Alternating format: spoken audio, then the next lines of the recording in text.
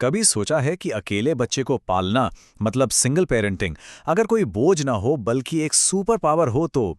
जी हाँ, रोजाना कंडोलियो की किताब if you want you can fly इसी सोच को हकीकत में बदलने का एक पूरा गाइड है। तो चलिए इस किताब के जरिए हम समझते हैं कि प्यार, पहचान और पेरेंटिंग की इस उड़ान को कैसे मुमकिन बनाया जाए। देखिए, हमारा आज का ये जो सफर है ना, ये इन 6 पड़ावों से होकर गुजरेगा।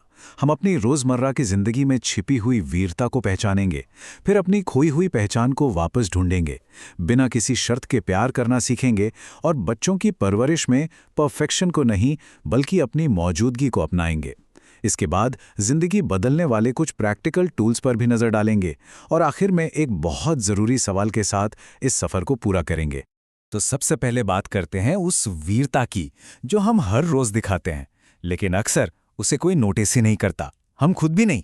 किताब की शुरुआत ही एक इतनी दमदार सोच से होती है कि एकल अभिभावकत्व कोई झटका नहीं है, ये एक पवित्र आह्वान है।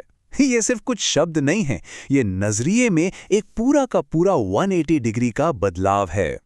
रोसाना कहती हैं कि सिंगल पेरेंटिंग ना हर दिन की एक हीरो वाली लड़ाई है और यहाँ पर परफेक्ट होने का कोई प्रेशर नहीं है, बस डटे रहने का जज्बा होना चाहिए।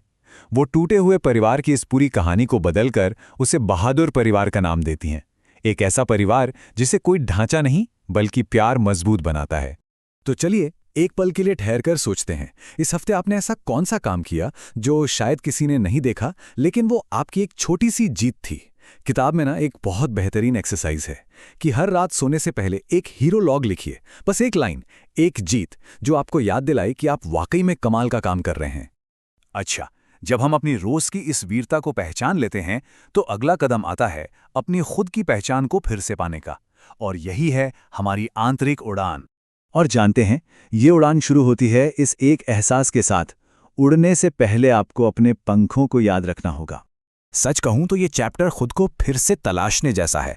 कुंडोलो कहती हैं कि तलाकशुदा, अकेला या संघर्ष कर रहा, इन जैसे लेबल्स को हटाकर फेंक दीजिए और अपने असली मैं से दोबारा जुड़िए।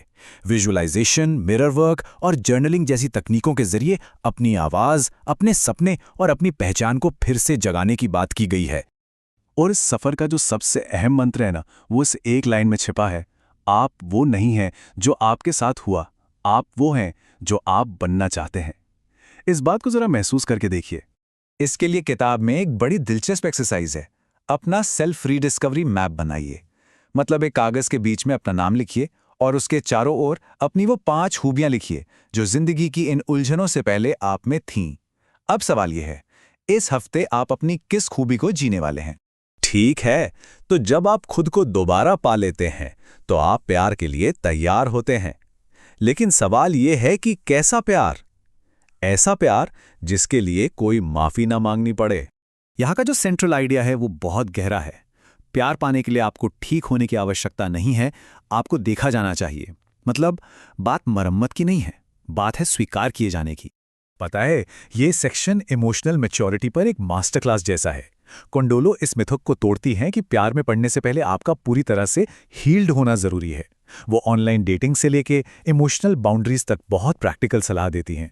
वो याद दिलाती हैं कि प्यार कोई रेस्क्यू मिशन नहीं है बल्कि 2 आत्माओं का मेल है। और हाँ, एक छोटी सी चुनौती भी है, अपने फ्यूचर पार्टनर को एक खत लिखिए। इसमें यह मत लिखिए कि वो कैसा हो, बल्कि ये लिखिए कि उसकी मौजूदगी में आप कैसा महसूस करना चाहते हैं। तो दिल से ये सवाल पूछना तो बनता है, प्यार कैसा लगता है जब वो सुरक्षित महसूस कराए, जब वो एक तरफा ना हो, जब उसमें दया हो, कैसा लगता है?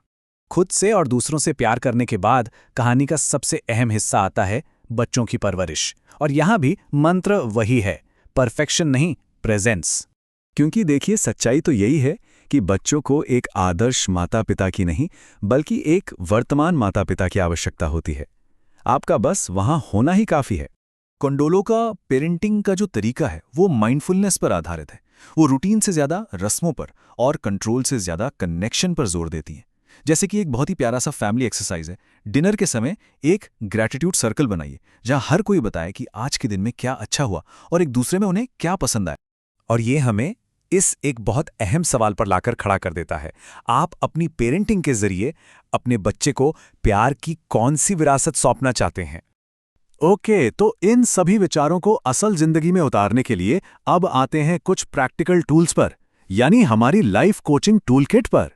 और इस टूलकिट का गोल्डन रूल ये है कि परिवर्तन एक क्षण नहीं है, यह एक विधि है। बदलाव एक पल में नहीं आता, वो एक प्रोसेस से आता है।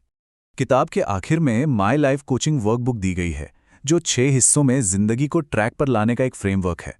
इसमें खुद से ये सवाल पूछने हैं। पहला, आत्मविकास के लिए मैं कौन बन रहा हूं? दूसरा, इमोशनल मजबूती के लिए मैं मुश्किलों से कैसे निपटता हूं?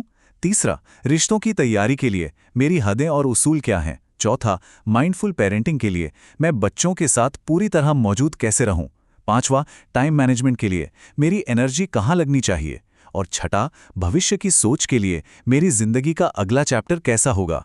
अब जरा सोचिए, इन 6 हिस्सों में से कौन सा एरिया अभी आपकी जिंदगी में सबसे ज्यादा ध्यान मांग रहा है, और उसे बेहतर बनाने के लिए इस हफ्ते आप एक छोटा सा, बस एक छोटा सा कदम क्या उठा सकते हैं।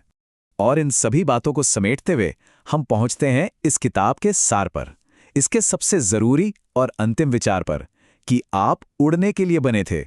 देखिए, रोसाना कोंडोलो कोई बना बनाया नक्शा नहीं देती, वो आपको पंख देती हैं। ये किताब एक आईना है, एक दोस्त है, और हर उस सिंगल पेरेंट के लिए एक ऐलान है जो सिर्फ गुजारा नहीं करना चाहता, बल्कि ऊंची उड़ान भरना चाहता है। तो अंत में बस ये 2 सवाल छोड़कर जा रहा हूं। अब आपके लिए उड़ान भरने का मतलब क्या है? और उस खुले आसमान की तरफ आपका पहला कदम क्या होगा?